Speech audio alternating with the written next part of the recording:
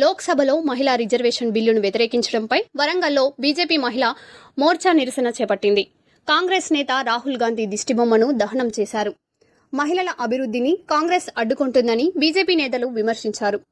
ప్రధాని నరేంద్ర మోదీ తీసుకొచ్చిన బిల్లుకు అడ్డంకులు సృష్టిస్తున్నారని ఆరోపించారు.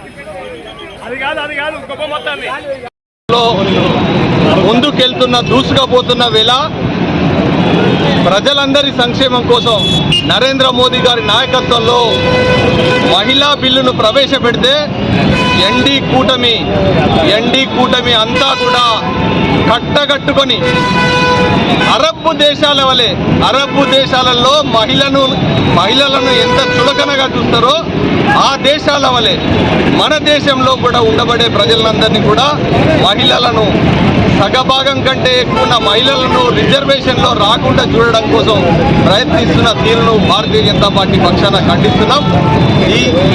ఈ అభివృద్ధి దిశకు తీసుకుపోయి ఈ రిజర్వేషన్ల ఆధారంగా మహిళలను పెంపొందించాలనే లక్ష్యాన్ని మోదీ గారు ప్రవేశపెట్టిన తీరును గర్విస్తున్నాం.